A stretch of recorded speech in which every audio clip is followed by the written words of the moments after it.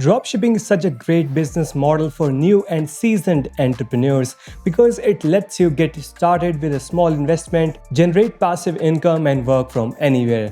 Today, you are going to learn everything you need to know to begin building your first dropshipping business. And all you need to get started is a computer, an online store, and some basic marketing. Now, if you have heard of dropshipping, you may have come across one of those sketchy video ads selling an incredibly expensive course promising to show you how to get rich overnight. And that's exactly why I'm making this video. There's a lot of information going around on the internet about dropshipping, and I think it's incredibly important to set entrepreneurs up for success. So that's why I'm making this video. So today we are going to arm you with dropshipping knowledge and strategies that you can trust. Then I'm going to take you step by step on how to set up your first dropshipping business on Shopify platform. First things first, let's define what dropshipping actually is. Dropshipping is a fulfillment model that allows you to buy directly from the suppliers and manufacturers who will then ship the product directly to your customers. This lets dropshippers focus on marketing and customer service instead of warehousing and logistical challenges traditionally associated with running a dropshipping business. In digital entrepreneurs community, dropshipping has become such a notable model because it has so many benefits for those just starting out. For one, less capital is required, and without the need to spend thousands of dollars upfront on inventory, dropshipping is really accessible and less risky way to get into the world of e-commerce. It's also a lot easier since you don't have to deal with packaging, shipping, and tracking inventory or paying for the warehouse. There's a lot less to worry about than other forms of e-commerce. Because you don't have to worry about these functions, it's also easier to scale. Traditionally with retail businesses, if you were to receive 3 items, the number of orders, you would have to do 3 times the amount of work, and that's just not the case with dropshipping. Since you don't have to buy in bulk right away, it's also easier to test the market. A lot of dropshippers will actually list and sell an item to test the market before buying it in large amounts. And as any seasoned entrepreneur will attest to, validating your ideas will save you a lot of heartbreak later on. The biggest risk is building and selling something that no one wants. Lastly, in today's economy, the ability to work from anywhere is really attractive. Dropshipping does have few challenges that are important to take note of. The first is competition. Not having your own copyrighted branded products does leave you open to competition. Secondly, supplier errors will happen, leaving you to take responsibility for mistakes that you didn't make. Number 3 is lower profit margins. Since dropshipping products aren't exclusive, it can be hard to command sizable profit margins. Number 4 is little to no customizability. With dropshipping, what you see on the supplier's site is often what you get. Lastly is longer shipping times. With dropshipping, don't expect 2 days shipping while it can widely vary. Shipping can take anywhere from 19 to 35 days. However, e-packet shipping can significantly reduce this, and we will talk more about that later in this video. And you can also look out for local suppliers and manufacturers to decrease the shipping time. Now that we have discussed the pros and cons of dropshipping, let's get into how model really works. Let's start by defining the role throughout the supply chain. First, we have manufacturers, and they are the ones that actually create the product. Then they sell it in bulk to wholesalers and sometimes to retailers. Then we have the wholesalers who buy the product in bulk from manufacturers, mark them up slightly and sell them to retailers. Lastly, we have retailers, and there are anyone who sells product directly to the public at a markup. Notice how dropshippers isn't listed in the supply chain. That's because dropshipping is an invisible service. It's not a role. Dropshipping works like this. You as a retailer choose the product, set the price, put it on your online store, and run advertisements to attract customers. Soon enough, a customer sees your product and pays your retail price. Once that happens, you notify your supplier, pay them a wholesale price, and they ship product directly to your customer. Here's an example. Let's say you are selling resistance band. You find supplier that sells them for $15 with shipping included. Then you put them up on your online store for $40 with free shipping. Now, when a customer places an order, you pay supplier $15 and they will ship the product directly to your customer. Using the information that you have collected, then you get to keep $25 in profit. Now you might be wondering, why won't your customer turn around and just go buy directly from the supplier? Well, there are a few reasons. The first is that manufacturers Wholesalers, typically what is known as minimum order quantities, meaning they only sell in bulk. Also, they will typically only sell to legitimate businesses and not give wholesale prices to public. Secondly, people aren't just buying your product, they are buying your marketing, the trustworthiness of your site, and typically the lifestyle that your brand represents. Thirdly, most suppliers don't focus on marketing and will typically require more effort to find than the average shoppers are willing to spend. Now that you have understand basics of dropshipping model, let's talk about how to set up your first dropshipping store. If you are looking to make a serious business out of dropshipping, it's important to set it up the right way, as most suppliers won't actually work with you unless you are a legally registered business, at which point you will gain access to wholesale prices. Here are some of the most important steps for making your business legit. Decide on a business structure. Legally register your business, set up a business checking account and credit card. Lastly, abiding by the tax regulations in your region. Listen, I'm not a lawyer or accountant and I don't have the time in this video to go into this in depth, but I'm going to link an article below that will tell you everything you need to know to get started. Step number 2. Finding the right products. All customers aren't created equally, and finding the right products will really help set your dropshipping business up for success. It's recommended that you look for a niche market. A niche market is a segment of a larger market that has its own preferences, identity, and needs. Why are niche markets so powerful for dropshipping? Because they help you differentiate and ultimately reduce competition. Here's an example. Smartphone accessories for traveling content creators. Here are some general categories to get you started. Hobbyist products. People absolutely love their hobby and will spend mind-boggling money on training or tools that supports them. Business products. Business clients will sometimes be more price sensitive, but they will almost always order in large quantities than individual consumers. Products with repeat purchases. If you sell a product that needs to be reordered frequently, then you can grow rapidly by establishing a loyal customer base. In just a moment, I'm going to show you how to use all my tools to unearth profitable products. But before that, let's talk about some guidelines that will help you narrow your focus. Number 1 is pricing. When picking a product, we want to look for something that will be able to sell between $40 to $200 price range. And that's because this price range will allow us to maximize profit without having to provide extensive pre-sale support. Also, impulse buyers generally buy things that are between this price range. Number 2 is minimum advertised pricing. And this is when suppliers require that resellers price their products at or above a certain level. If you can find a niche where this is enforced, it's going to save you a lot of headaches and prices wars with competitors later down the road. You never want to be caught in a situation where you are in a race to the bottom. Number 3 is marketing potential. How many ways can you brainstorm being able to market this particular product? If you can think of any, it's going to be a big barrier to customer acquisition down the line. Number 4 is accessories. When people commit to making a large purchase, they are less price sensitive to high margin upsells. Think about it. Last time you bought a cell phone that was $600, buying that $40 phone case and $20 screen guard seems like a no-brainer. I will call this "do you want fries" with that effect. Accessories can be a great way to upsell your customers and increase that average order value and revenue long term. Number 5 is selling a product that's hard to find locally will increase your chances of success. The reason for this is simple. When people can't find a product at a store in the town, they turn to internet. Lastly, smaller is often better. The smaller the item is, the easier and cheaper it is to ship to your customer. Now that we have some principles laid down for finding the perfect product, it's time to turn to online tools. To be clear, there are tons of unique ways to find products, but these are some that have worked for us. Google is a great place to start for brainstorming product ideas, as it will give you insight into what people are actually searching. Google's auto-suggest feature will give you even better insight into long-tail keywords.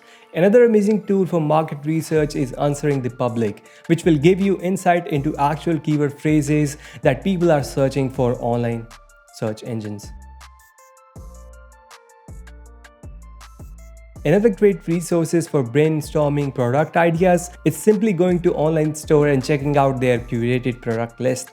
Amazon's new and interesting finding, eBay's trending on eBay, Alibaba's first look at next season's product can be a goldmine for product ideas.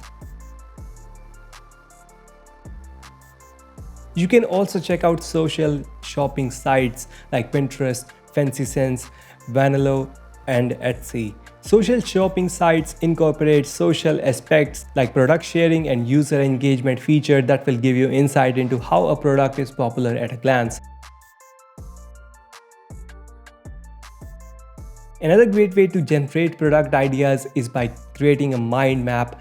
Mind maps are incredibly effective at getting information in and out of your brain. Mind maps stimulate great ideas by using a powerful graphic process that unlocks the dynamic potential of your brain. While it may be old-fashioned, but if it's not broken, don't fix it.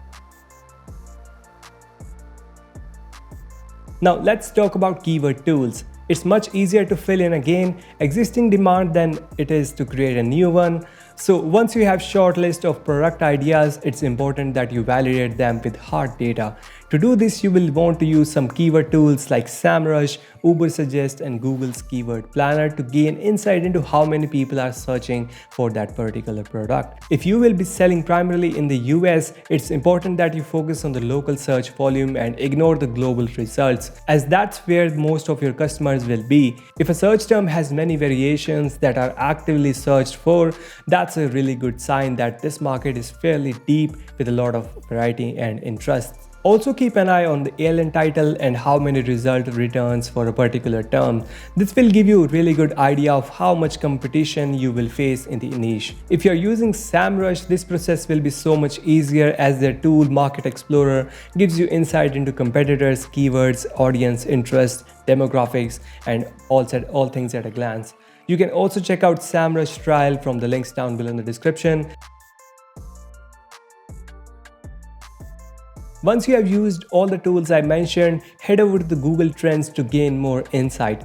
Take a look at the search volume over time. Ideally, the niche you are entering should be growing. Then take a look at the top and rising terms. This will give you a snapshot about which related search terms are growing the fastest and which are related search terms for currently most popular. After that, take a look at the geographical concentration, which will let you know where people are located when they are searching for a particular term. This is really powerful as it will give you insight where the customer base for a particular niche are most heavily concentrated. Lastly, take a look at the seasonality, and this part is crucially important. If demand for the product rapidly shifts at different points in the year, you are going to want to know about it. If you are starting a single product store, make sure to really take your time to evaluate your product choices fully, as it is really going to make the difference between your store sinking and swimming. Once you have chosen the product, you will want to take some time to conduct a competitive analysis. Too much competition and you will have a tough time acquiring traffic and competing against established players. Too little competition and that can indicate a tiny market size, which will really limit your potential for growth. To conduct a competitive analysis, run a Google search and take note of the top ranking sites. Make sure to look at how they present themselves with their messaging, imagery, and design. Since backlinks are a large ranking factor for search engines, running your competitor's website through Link Explorer is going to give you a really good idea of how hard it is going to be to outrank them. 0 to 50 linking root domains will likely to be low, and the most worthwhile markets, 50 to 250 linking route domains, will likely to be sweet spot for individual dropshippers, as it offers the best work to reward ratio and likely shows a decently sized niche market. If there are over 250 linking root domains, unless you are a SEO ninja, it's going to take some serious time and commitment to build that amount of unique links. This isn't necessarily a deal killer, but be prepared to go up against some serious players. Now let's talk about finding a supplier. Two of the most common approaches are to find a supplier manually by using supplier database, and secondly is to use Shopify app that instantly connects you to thousands of suppliers. For the latter, we recommend using Oberlo, a marketplace developed by Shopify that connects you to product to sell. This makes finding a supplier so much easier. You can browse AliExpress and import products to a store with a click of a button. Here's some other handy features that is root offer access. 2 million of products, fulfillment orders automatically, easy monitoring inventory levels, calculating inventory margin automatically, shipping and tracking orders, and measuring delivery performance. Here's a pro tip. When looking for a supplier on Oberlo, look for one that have e-packet shipping. E-packet is a shipping option offered by third-party logistic providers that allow merchants to provide fast and affordable shipping for light packages. While using an app like Oberlo is undoubtedly simpler for new dropshippers, there are some compelling reasons as to why you might want to find a supplier manually. The first is low shipping times. By finding a supplier manually, you can look for one that is in the geographical location and that you are targeting. And second is control. By finding your own supplier, you will have more control over packaging, branding, and quality. It's important to note that you are finding your own supplier can take quite some time or even weeks, and you will also need to qualify the supplier yourself. If you are going to go this route, it's critical that you are able to differentiate between legitimate wholesale suppliers and retail stores, posing as them a real supplier will buy directly from the manufacturer and will be able to offer you significantly better prices. Here are some red flags. Ongoing fees. If a supplier asks you for an ongoing fees just for the privilege of doing business with them, they are likely not legitimate. And the second is they sell to public. If a supplier sells to public, they are probably not legitimate, as a real wholesaler requires a wholesale account that you need to be approved for. If they are selling to public, they are definitely selling at inflated prices. There are few ways to find suppliers manually. The first is Google, but no, if you do this, you are going to have to search extensively. Wholesalers are traditionally terrible at marketing and promotion, so you will be able to go into the double digits of Google search result pages. You might need to try various search queries and make sure we use a lot of keyword modifiers like bulk distributors, resellers, and warehouses. Also, when you find a supplier, don't judge them by their website. Wholesalers are absolutely notorious for having poorly designed 90s style website. Another popular way to find wholesalers is through supplier directories. Now, these are online database with pre-vetted suppliers, and they usually charge one-time fees for access. Some of the most notable supplier directories are Worldwide Brands, Doda, SaleWho, and Wholesale Central. As mentioned earlier, it's really important that by this point you have your legal documents in order, as a lot of legitimate wholesalers will require proof that you are legal business before allowing you to apply for a wholesale account and revealing their prices. Here are several things that some suppliers might require. Pre-order fees to cover the cost of shipping and packaging, and minimum order sizes, which is lowest number of you will have to purchase on first order. When qualifying suppliers, here are some questions you should definitely ask. Do you offer dropshipping? Do you offer customization? Can you put my company's logo on the packaging? Do you offer private labeling? Are there any fees?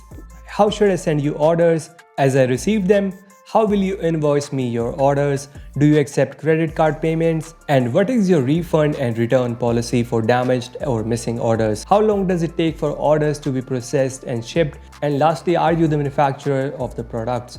When qualifying a supplier, make sure to look for these things. Expert staff. Top-notch suppliers will have knowledgeable sales representatives who really know the industry and their product lines. Dedicated support representatives. Quality suppliers will assign you a representative that's responsible for taking care of any issues you might encounter. They are invested in technology. While there are plenty of good suppliers with outdated websites, features such as online catalog, searchable order history, real-time inventory, and customizable data feeds are a pure luxury for an online merchant, and they can really help you streamline your operations. They can take orders via email. Well, this might seem like a minor issue. Having to call in every order or manually place orders on their website can make processing orders a lot more time intensive. They are centrally located. A centrally located supplier can save you a lot of money on the shipping fees long term and allow you to promise consistently faster delivery times. They are organized and efficient. Some suppliers have amazing staff and great systems that results in efficient and mostly error-free fulfillment, but there are others that will literally botch every fourth order. The trouble is, it's difficult to know which is which until you start working with them. If you are not using a Burler app which fulfills order automatically, every supplier is going to have a different communication method which they prefer for fulfilling orders, whether they prefer Excel, email, instant messaging, or having their own unique login system. Don't worry, the supplier will help you get all that set up. Luckily, Shopify also has an option to help you automate this process by adding a custom fulfillment service in the backend. Regardless of whether you are using a Burler or finding your own supplier, it's definitely recommended that you test the product before selling it. Although you will probably have to pay for samples, but this is a small cost to make sure that your customers will be satisfied. Regarding payments, the vast majority of suppliers will accept payment in one of the three ways: credit card, PayPal, or net terms, which means you have a certain number of days to pay the suppliers for the goods you purchased. If you go with net terms, you may be required to give some documents as they effectively lending you money. Sometimes your supplier is gonna mess you up. It happens, and when it does, it's important that you take the responsibility for their mistake and remedy their issue by providing customer support. The internet has always been a fairly transparent place, but the rise of social media has made your business reputation even more important. If you don't treat your customer well, they will often let the entire world know, including potential customers. The biggest customer service risk for dropshipping merchants is having tunnel vision on orders profit and losses when fulfillment issues go awry. It's critical to accept dropshipping can get a little messy. You will be paying to clean up these messes, and you shouldn't try and pass these costs on customers. If you weren't occasionally losing money on an individual order to make your customers happy, well, you will probably not providing very good customer service. However, just because you take responsibility for their mistake doesn't mean you have to pay for it. In these situations, try reaching out to the supplier and seeing if they can help you make it right. Now let's talk about marketing products. The number one frustration that new e-commerce merchants face is lack of traffic to their store. Too many merchants spend months making the perfect website and creating the perfect brand only to launch it to a world that doesn't know they exist. As it turns out, the build it and they will come mentally does not apply to the world of online business. Marketing and driving traffic is absolutely essential to success for your business, and you need to take some initiative to make this happen. This is particularly important during the first 6 to 12 months of your existence when no one knows who you are. Following your site will launch, you need to dedicate 75% of your time for the marketing time, traffic generation, and SEO for at least 6 months. It's really easy to get caught up in the perfecting your site design or perfecting that logo, but marketing, it's ultimately what's going to move your needle. Now let's get into some marketing basics. First, we will start with crafting a value proposition. Crafting a compelling offering is a key place to start because it's this messaging that's going to fuel your marketing campaigns. A value proposition answers why someone would buy your product. For example, this is the value proposition of Slack. Be more productive at work with less effort. Here are some value prop elements that might inspire you. Price, quality, features, benefits, a feeling, a solution to a problem, exclusivity / a patents, customer service, or convenience. Once you have crafted a compelling value proposition, then it's time to create a customer profile that will help you focus your marketing efforts. And that's because there is a lot of ways to get people to your website, but we are only interested in attracting people who will buy what we are selling. So first you need to ask yourself these questions. What niche market are you targeting? For example, if you were selling cruelty-free cosmetics, your niche market would be conscious customers. Then you need to ask what are your customers interested in. For example, let's say you are selling hiking boots. We can reasonably assume your customers are interested in nature. Also, how do your customers behave? What books do they read? What sites do they use? Where do they hang out? If you were selling cell phone tripods, chances are your customers hanging out on TikTok. Lastly, be mindful of demographics, age, gender, location, marital status. For example, if you were selling sports-themed beverage coolers, the demographics might look something like middle-aged married men located in America's suburbs. Once you have completed this, it's time to actually begin marketing. Here are some of the most common marketing channels that dropshippers find success with. paid advertising, influencer marketing, affiliate marketing, content marketing, and communities. There's so much to cover in each of these marketing channels. I couldn't possibly do it justice in this video. So make sure you hit that subscribe button because I'm going to be doing dedicated videos on each of these marketing channels. For now, the most important thing to remember is to adopt the mentality of a scientist and methodically test value propositions and marketing channels until you unearth the ones that work for you. It's important to remember that every product and every brand is different, and there really isn't a one-size-fits-all approach. Now let's talk about conversions and optimizing and increasing your average order value. Since you are sending people to your site, you are going to want to make sure that your product pages are optimized because you want people to actually buy. A product page can really make or break your buying decision. Here are some quick best practices. First, let's talk about price. Setting a price slightly higher than your competitors can be a great strategy as it can increase the perceived value of your product. I wouldn't recommend being the cheapest thing on the market as it will ultimately be a losing game, and just slowly eat away at your margins. Building trust will be a vital component for increasing your conversions. Reviewing and testimonials, customer-generated photos, and money-back guarantees are all powerful ways to building trust and reversing risk for your customers. Urgency can be a powerful technique for increasing conversions. Using a flash sale and letting customers know there's a limited quantity for an item can help them adopt a scarcity mentality and put them on a time crunch. And this can really help them make a purchase decision a lot faster. Using relevant product recommendations to cross-sell and upsell your customers can really help to increase the average amount that spent at your store per purchase. Another great tactic is order minimums. Offering free shipping on order over $100 is a great way to incentivize your customers to add an extra item. Lastly, we have loyalty programs. Offering your customers a discount or coupon for their next purchase is a great way to get them to keep coming back. According to me, I think one of the most important things to remember is that just like any other business with dropshipping, it's vital that you have a long-term perspective.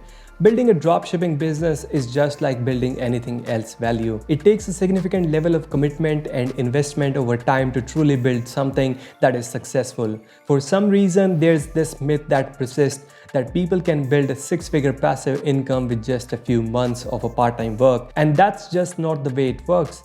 Thanks so much for watching, and hopefully the video has given you everything you need to know to start your dropshipping business. And while the beginning of your store you can feel daunting, really the hardest part is just sitting down and getting started. And once you have your dropshipping store, comment below because I would love to take a look, give you some feedback if you want to. Also, don't forget to like and subscribe so you don't miss out on more tips and tactics on how to grow your online business. Remember, this is the channel for small business owners with big plans. That was it for today. I will see you next time.